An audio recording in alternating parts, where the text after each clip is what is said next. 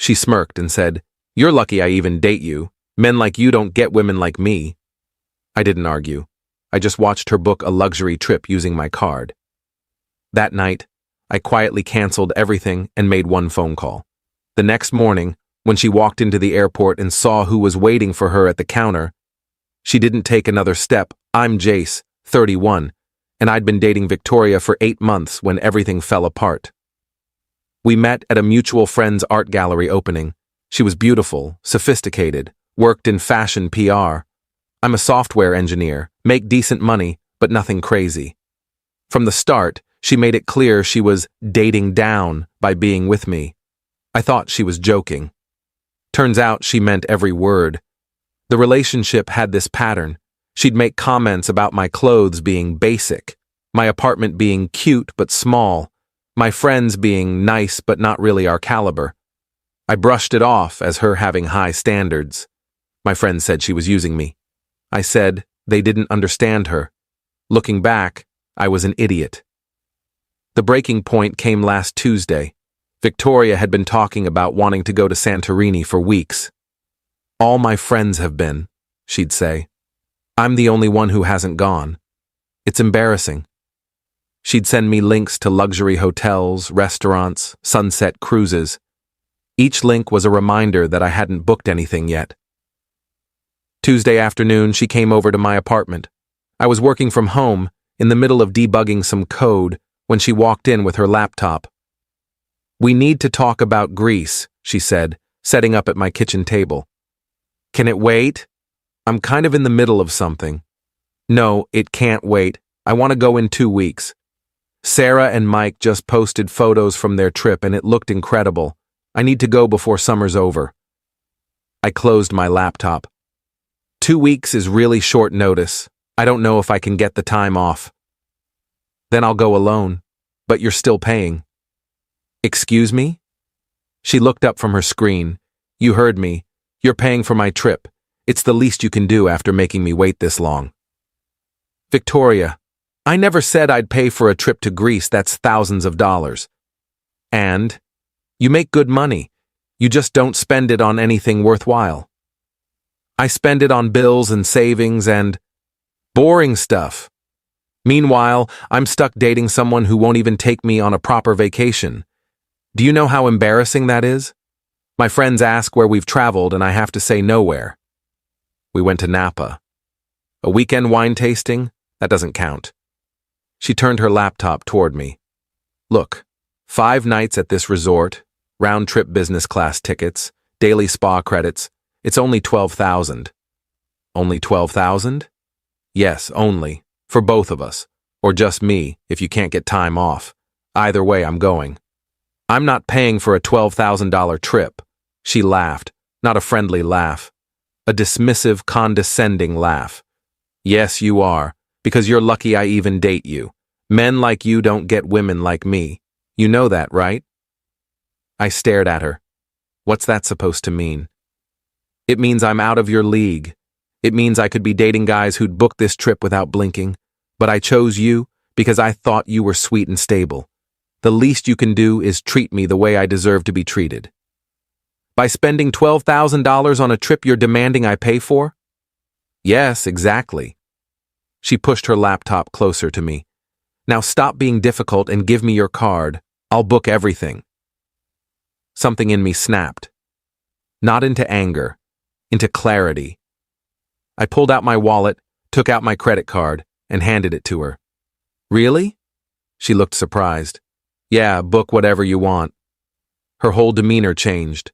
She smiled, kissed my cheek, started typing rapidly on her laptop. "You won't regret this. We're going to have such an amazing time. Or I am if you can't come. Either way, thank you, baby." I watched her book the flights.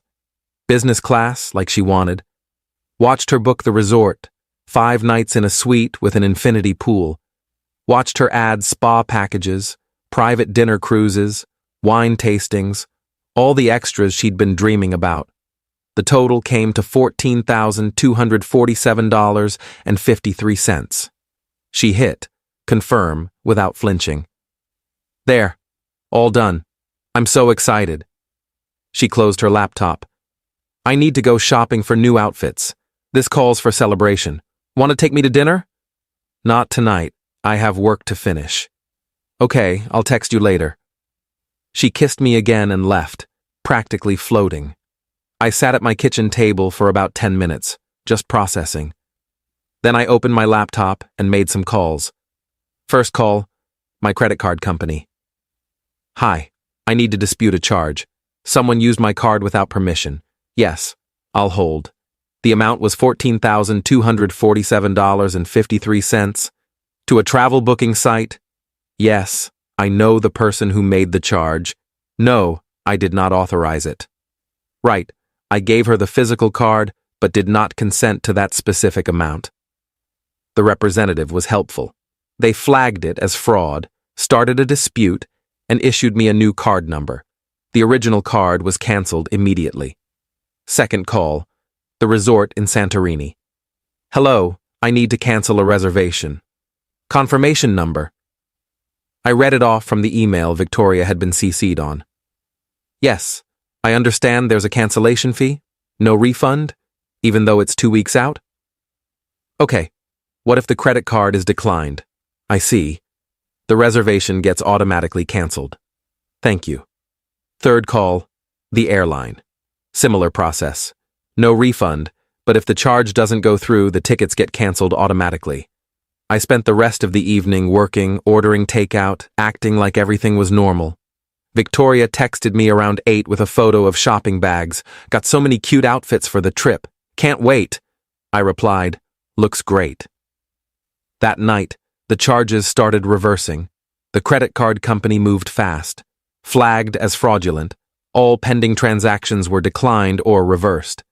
Victoria's entire trip, purchased on what was now a canceled card number, began systematically falling apart.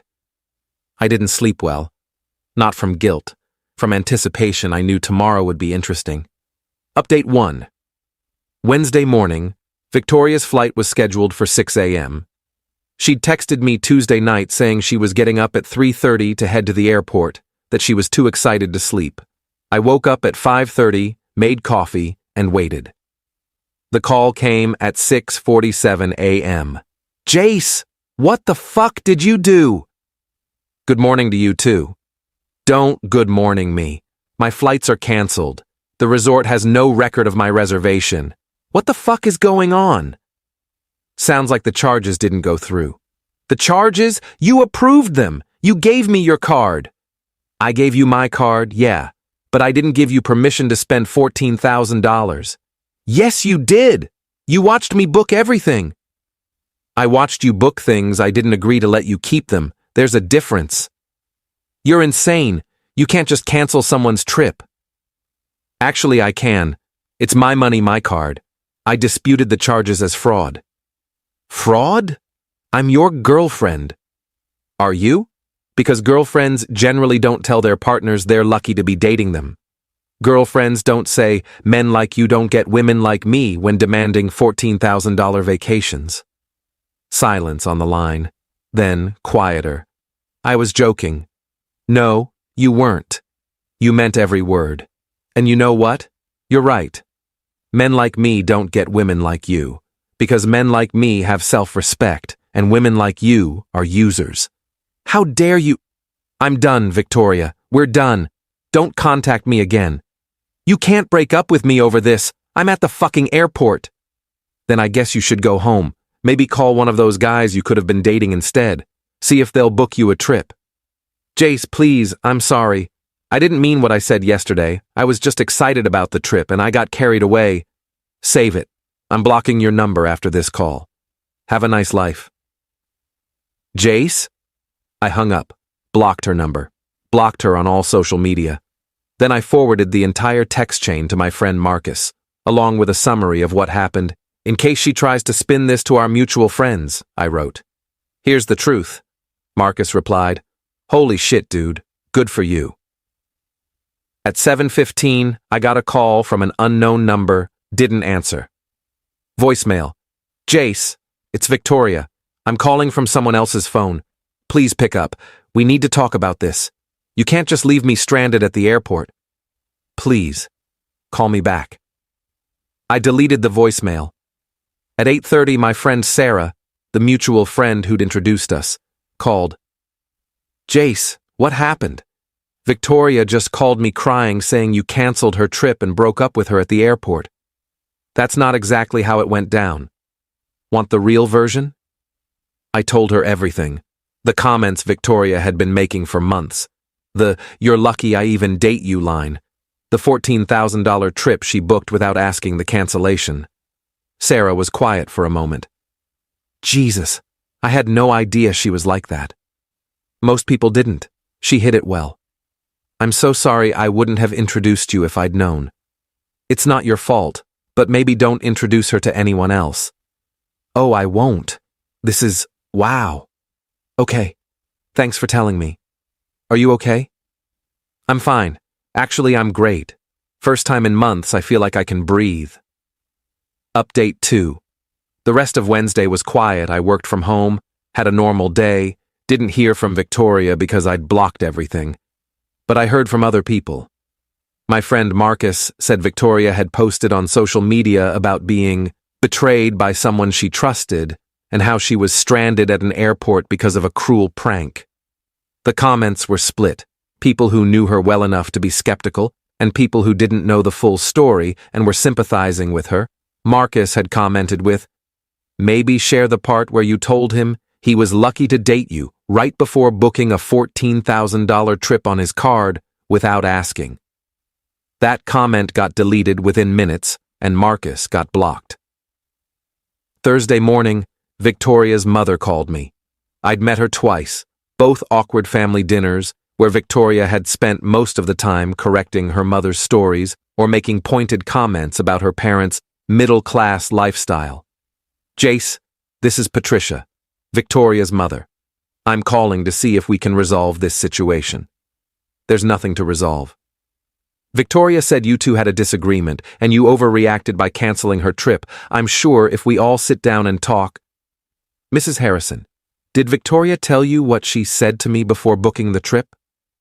She said she made a comment you took the wrong way. She told me I was lucky to date her, that men like me don't get women like her, that she could be dating guys who would book the trip without blinking, but she chose me because I'm stable. Then she demanded I give her my credit card to book a $14,000 trip I never agreed to. Silence. Mrs. Harrison? That doesn't sound like something Victoria would say. She said it, and she meant it. I'm sorry, but your daughter is a user. She's been using me for 8 months to fund a lifestyle she can't afford herself. I'm done being used. But to leave her stranded at an airport, she wasn't stranded. She could have called an Uber home. She chose to make it dramatic. Mrs. Harrison sighed. I'm going to have a conversation with my daughter. I apologize for her behavior. Thank you, but I'm not interested in reconciliation. We're done. Friday evening, I got a long email from Victoria. It had clearly been written and rewritten, formal, almost like a business email. Dear Jace, I hope this email finds you well. I wanted to reach out to apologize for my behavior earlier this week.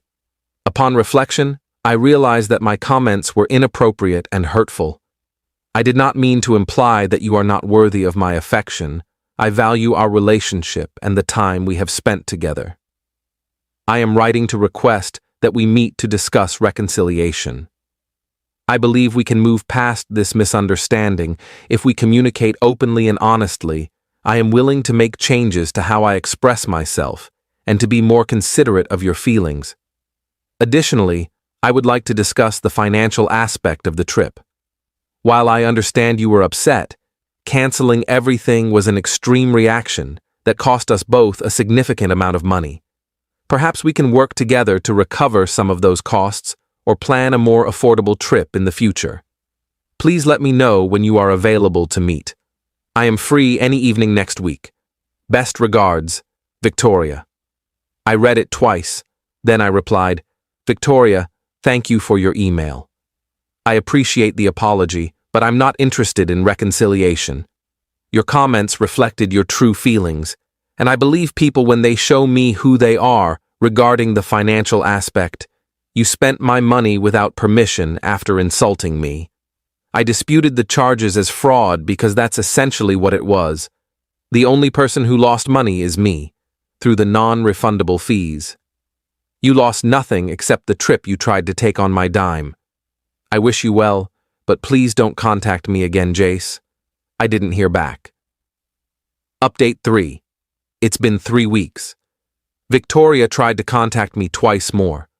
Once through a mutual acquaintance asking if I'd be willing to talk. Once by showing up at my apartment building. The doorman called up. I told him to send her away. Sarah told me that Victoria's been telling people I emotionally abused her by dangling a luxury trip in front of her and then cruelly ripping it away.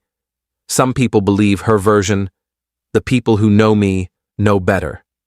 I've been doing well. Better than well, actually. I've been going out more with friends I'd neglected while dating Victoria. Started dating someone new. Met her at a coffee shop. She's a teacher. She insisted on splitting the bill on our first date. Small thing, but it meant everything. My friend Marcus asked me last week if I felt bad about the way I ended things with Victoria. Honestly, no. She showed me exactly who she was. I just finally believed her. You think the airport thing was too harsh? Maybe. But you know what? She stood at my kitchen table and told me I was lucky to be with her. She booked a $14,000 trip on my card without asking. She treated me like an ATM with a pulse. The airport was just the natural conclusion of her own choices. Fair point. I ran into Victoria yesterday at a grocery store. We made eye contact across the produce section. She looked like she wanted to say something. I grabbed my apples and walked away. Some conversations aren't worth having. Final update. It's been 2 months. I'm completely moved on. Dating the teacher, her name's Emma, and it's refreshingly drama-free. She pays for herself. She respects my time and money. She treats me like an equal partner. It's night and day compared to Victoria. I heard through Sarah that Victoria's dating someone new. Some guy she met through work, who apparently does have money to throw around good for her. I hope she's happy. I hope he knows what he's getting into. The thing about people who tell you you're lucky to have them is that they really believe it. They think they're doing you a favor by being with you. And maybe for some people, that's enough. They're willing to be grateful just for the attention. I'm not one of those people. I'd rather be alone than be with someone who thinks my worth is measured by my willingness to fund their lifestyle. Victoria taught me something valuable. When someone tells you they're too good for you, believe them. Not because they're right, but because anyone who thinks that way will never treat you as an equal. They'll always be looking for what they can get from you, never for what they can build with you. The airport cancellation? Maybe it was petty. Maybe it was harsh. But it was also honest. She'd spent 8 months treating me like a wallet with emotions. I gave her one last reminder that I'm a person with boundaries. Sometimes the best revenge isn't elaborate. It's just refusing to be used anymore. Edit. For people asking if I could get in legal trouble for the fraud dispute, no. I gave her the card, yes, but under the impression she was booking something reasonable. $14,000 without discussion or permission is beyond implied consent. The credit card company agreed. Case closed. Edit 2. Yes, I know I could have just said no when she asked for the card. You're right, I should have. But part of me wanted to see how far she'd go. And she went $14,247.53 far. That told me everything I needed to know. Edit 3. To the people saying I led her on by giving her the card, she led herself on by assuming my silence was consent. I gave her rope. She hanged herself with it. I'm not responsible for managing her expectations when she'd spent months managing mine into the ground.